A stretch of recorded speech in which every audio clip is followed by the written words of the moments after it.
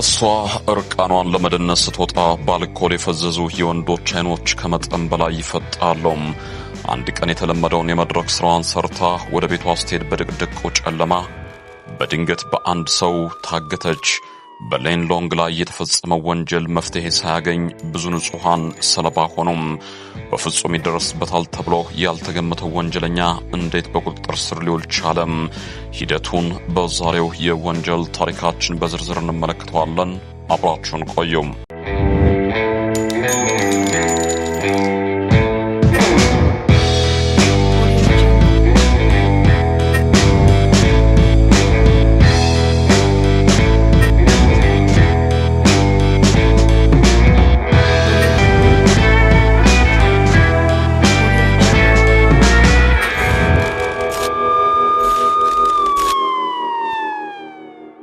አንድ እሁድ ቀን ከሰዓት በኋላ ሁለት ታዳጊዎች ፊኛ እየነፉ ወደ ሰማይ ይለቃሉ። ፊኛዋን ተከትለው መንገዱ ዳር ላይ ወደሚገኝ ቁጥቋጦ የበዛበት ስፍራ ሲሮጡ አንድ አስደንጋጭ ነገር ተመለከቱ።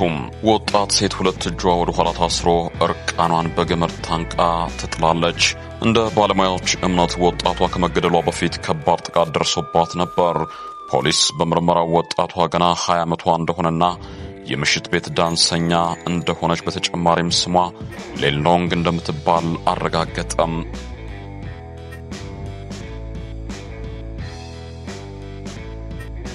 አስክሬኗ በተገኘበት ስፍራ ከዚህ ግባ የሚባል ማስረጃ ለመገኘቱን ተከትሎ ፍቅረኛዋ ጆን ቃሉን እንዲሰጥ ተደረገም።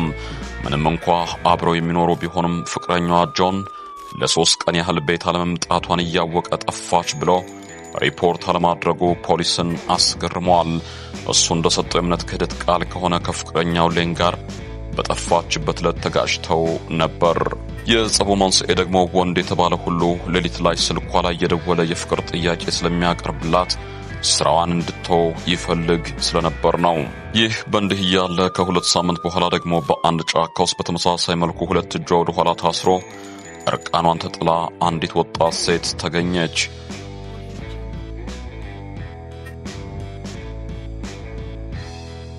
የአሁኗ ደግሞ 22 ዓመቷ ሲሆን ቀደም ባለው ጊዜ ሞዴል ነበረች። በሱስ ምክንያት ሴተኛ ዳሪ እንደሆነች ታወቀ። ስሟ ሚሼል ይባላል። አስክሬኗ በተገኘበት ስፍራ ጭቃው የአንድን መኪና የተለያዩ የጎማ ቅርጾችን ይዞ ተገኝቷል። ታዲያ ፖሊስን ግራ ያጋባው የ3 መኪና ጎማ ምልክት ማግኘቱ ነበር። አንድ መኪና እንዴት 3 የተለያዩ ጎማዎች ይገጠሙለታል? ለማንኛውም ፖሊስ የገዳዩን ማንነት በማወቅ ረገድ ሊጠቅመኝ ይችላል በሚል ጭቃው ላይ የቀረውን የመኪና ጎማ ቅርጽ ሞዴል ወሰደም። የተፈጸሙት 2 ወንጀሎች መመሳሰል ወንጀሉን የፈጸመው አንድ ሰው ሊሆን ይችላል የሚል ግምት በፖሊስ ዘንድ ፈጥሯል። ቀደም ብላ የተገደለችው ወጣት ሴት ፍቅረኛዋ ጆን በዚህ ወቅት ወንጀሉ በተፈጸመበት ሰዓት ሌላ ቦታ እንደነበር በመረጋገጡ ከተጠርጣሪነት ለጊዜውም ቢሆን ነጻ ሆኗል። ወጣቷ ሚሼል በተገደለችበት ወቅት ለብሳ የነበረችው ሸሚዝ በፎረንሲክ ባለሙያዎች ምርመራ ተደረገበት። በሸሚዟ ላይ በጣም ጥቃቅን ቀይ ቀለም ያላቸው የክር ብናኞች ተገኝተዋል። ተመሳሳይ ብናኝ በመጀመሪያዋ ሟች ሌን ልብስ ላይም ተገኝቷል። ከሳምንታት በኋላ ደግሞ ሸኔል ዊሊያም የተባለች 18 ዓመት ወጣት አስክሬኗ እርቃኗን ተገኝቷል። ይቺ ወጣት ሴት ደግሞ ከሁለቱ ሴቶች በተለየ ሁኔታ በጥይት ተደብድባ ነበር የተገደለችው። አሁንም የ3ቱ ሴቶች ግድያ ያመሳሰለው አንድ ነገር ቢኖር ቀይ ቀለም ያለው የክር ብናኝ መገኘቱ ነው። የፖሊስ ትልቁ ጭንቀት ወንጀለኛውን በቁጥጥር ስር መዋል ካልተቻለ በቀጣይም የንጹሃን ሕይወት መነጠቁ አይቀሬ መሆኑ ነው። የፎረንሲክ ባለሙያዎች 3ቱም ሴቶች ላይ የተገኘውን የክር ብናኝ 1000 ጊዜ አጉልቶ በሚያሳይ ኤሌክትሮኒክ ማይክሮስኮፕ በመመልከት መገኛቸው አንድ ቦታ ላይ መሆኑን አረጋገጠም። የክር ብናኞቹ ቆሽሸው መገኘታቸው ሆቴል ላይ የሚነጠፍ ስጋጃ አሊያም መኪና ውስጥ የሚነጠፍ የእግር መረጋገጫ ሊሆን ይችላል የመርማሪዎች ግምት ነው። ወንጀሉ በተፈጸመበት ስፍራ የተገኙት የመኪና ጎማ ቅርጾች ከአምራች ኩባንያዎች ጋር በመተባበር ለመለየት ጥረት ተደረገም። በስፍራው ቆሞ የነበረው መኪና 3 የተለያዩ የጎማ አይነት ተገጥሞለት እንደነበር ማረጋገጥ ተችሏል። በኤፍቢአይ ላቦራቶሪ በተደረገው ምርመራ የግራው የፊት ጎማ የንግድ ምልክት፣ የቀኝ የኋላው ጎማ የንግድ ምልክት በሚል ዝርዝር ሪፖርት ለመርማሪዎች ደርሷቸዋል። አሁን ፖሊስ ይህንን መኪና አሳዶ ለመያዝ እንቅስቃሴ ጀምሯል። መርማሪ ጋሪ ምንም አይነት ፍንጭ በመገናኛ ብዙሃን እንዳይተላለፍ አዘዙ። ምክንያታቸው ደግሞ ወንጀለኛው እንደ ማንኛውም ሰው ዜና ያዳምጣል፣ የደረስንበትን ከሰማ ሁኔታዎችን ለመቀየር ስለሚንቀሳቀስ ምርመራውን ከባድ ያደርግብናል በሚል ነው። ከአሁን ቀደም ተመሳሳይ ነገር ገጥሟቸው እንደነበርም ይናገራሉ። አሁን ፖሊስ ብዛት ያላቸውን የስለላ ሰራተኞቹን ሴተኛ ዳሪዎች በሚንቀሳቀሱበት አካባቢ አሰማርተዋል። ፖሊስ ይህንን ሁሉ ጥረት በሚያደርግበት ሰዓት አራተኛ ሴት ተገድላ ተገኘች። አሁን ላይ ደግሞ ተገድላ እርቃኗን የተገኘችው ሴት ኬረን የምትባል ሲሆን ዕድሜዋ 28 ነው።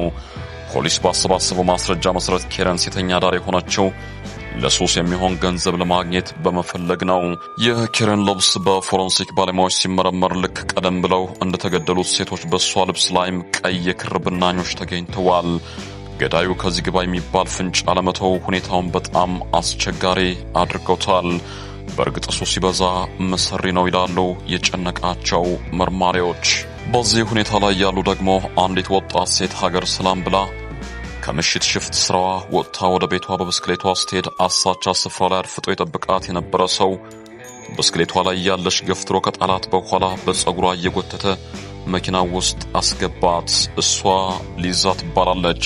የ17 ዓመቷ ሊዛ አይኗ በጨርቅ እንደተሸፈነ የአጋቿ ቤት ደረሰች። እጅግ በጣም አሰቃቂ 24 ሰዓታትን አሳልፋለች። በተደጋጋሚ ደፈራት። ሊዛ እንደምትሞት አስባ እየጸለየች ነው። አይኗ በጨርቅ እንደተሸፈነ ነው። የት እንዳለች እንኳ አታውቅም። እሷ ግን ከወንጀለኛው በተሻለ ሁኔታ ብልጥ ነበረች። ፈጣሪ ይረዳኛል፣ ከዚህ ሰው እጅ አመልጣለሁ ስትል ለራሷ ተናገረች።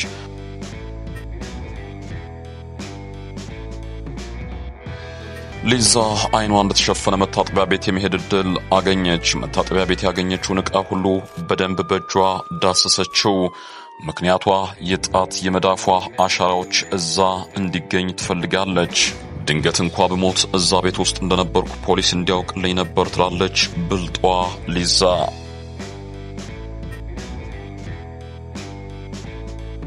እንደ መርማሪ ጋሪ እምነት ከሆነ ሊዛ አጋቿ ለሚጠይቃት ነገር ሁሉ እሺ ጌታዬ ማለቷ ሕይወቷን ታድጓል ይላሉም። ከ24 ሰዓት በኋላ ሊዛ ሽጉጥ ተደግኖባት መኪናው ውስጥ እንድትገባ አደረጋት። 24 ሰዓት ሙሉ አይኗ ተሸፍኗል። ምንም ነገር እያየች አይደለም። አጋቹ መኪናውን ማሽከርከር ከመጀመሩ በፊት ሊዛን ሰው እንዳያት ከጎኑ ያለውን ወንበር ወደ ኋላ ስቦ አስተኝቷታል። ሊዛ በዚህ ሁሉ መሃል አንዳንድ ነገሮችን ለማየት እየሞከረች ነው።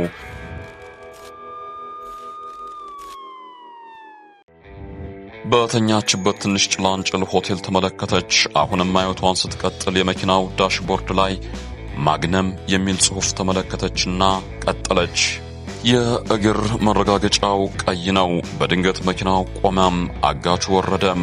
ሊዛ አንድ የተለመደ ድምፅ ሰማች። እሱ ከኤቲኤም ማሽን ገንዘብ እያወጣ ነበር። ጥቂት ከተጓዙ በኋላ የሊዛ አጋች አሁን እዚህ ትወርጃለሽ፣ ለቀጣይ 5 ደቂቃዎች በፍጹም ዓይንሽ የታሰረበትን ጨርቅ ለመፍታት እንዳትሞክሪ ብሎ ድቅድቁ ጨለማ ላይ መሃል አስፓልት ላይ ጥሏት ከነፈም። ሊዛ አሁንም ድረስ በሕይወት መኖሯን አላመነችም። በደስታ ስቅስቅ ብላ አለቀሰች።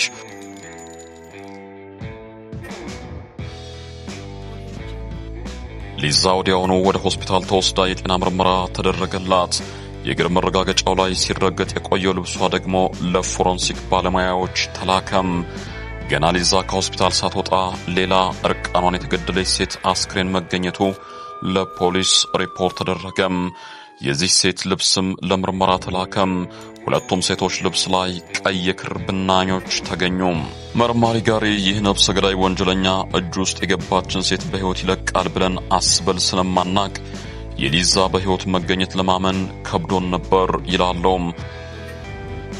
አሁን ትልቁ ጥያቄ ወንጀለኛውን በቁጥጥር ስር መዋል እንዲቻል ሊዛ በቂ መረጃ ትሰጥ ይሆን የሚለው ነው። እሷ የመኪናው ዳሽቦርድ ላይ ማግነም የሚል ጽሑፍ እንደተመለከተች ለመርማሪዎች ተናግራለች። እነዚህ መኪናዎች ደግሞ የድሮ ስለሆኑ ቁጥራቸው በጣም ውስን ነው። ፖሊስ ኮምፒውተሩን ከፍቶ የመኪናዎችን ዝርዝር ተመለከተም። በከተማ ውስጥ ማግነም የሚያሽከረክሩ 486 ሰዎች ብቻ ናቸው።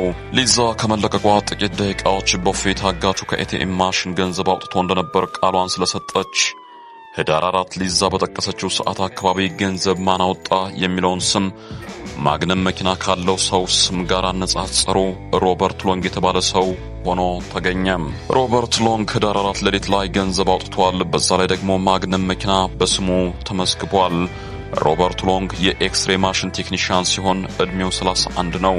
የሁለት ልጆች አባትና ፈት መሆኑ ተረጋገጠም። ሊዛ አይኗ ተሸፍኖ ስለነበር እሱን በፎቶግራፍ አይታ መለየት አልቻለችም። ፖሊስ ወዲያውኑ ሮበርት ላይ የ24 ሰዓት ክትትል እንዲደረግ ትዕዛዝ ሰጠም። አንድ ቀን መኪናውን አቁሞ ሲኒማ ቤት እንደገባ መርማሪዎች በስፍራው ተገኝተው የመኪናውን ጎማ ተመለከቱም። 3 አይነት ጎማ ወንጀሉ በተፈጸመባቸው ስፍራ ከተገኙት የጎማ ቅርጽ ጋር አንድ ሆኖ ተገኘም። ሮበርት ከሲኒማ ቤቱ ሲወጣ ወዲያውኑ በቁጥጥር ስር ዋለም። የሱ የደም ናሙና በአንደኛው አሟሽ ላይ ከተገኘው የዘር ፈሳሽ ጋር አንድ ነበር። መኪናው ውስጥ የተነጠፈው የእግር መረጋገጫ በተገደሉት ሴቶች ልብስ ላይ ከተገኙት ቀይ የክር ብናኞች ጋርም አንድ ሆኖ ተገኝቷል። ሮበርት ሴቶችን ካገተ በኋላ ልብሳቸውን አስወልቆ የእግር መረገጫው ላይ ይጥለው ስለነበር ነው የሁሉም ሴቶች ልብስ ላይ የክር ብናኝ የተገኘው።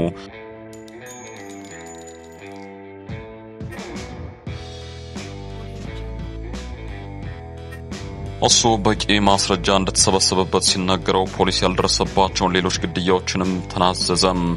እሱ በድምሩ 10 ሴቶችን ከደፈራቸው በኋላ መግደሉን ተናዘዘም።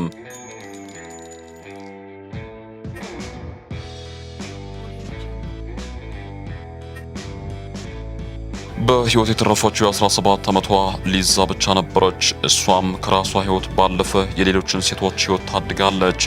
ይህ ሰው በዚህ ወቅት በቁጥጥር ስር ባይውል ኖሮ ምን ያህል ሴቶች ሊገደሉ ይችሉ ነበር? በመጨረሻም ሮበርት ሎንግ በሞት እንዲቀጣ ተወሰነ። ሰላም።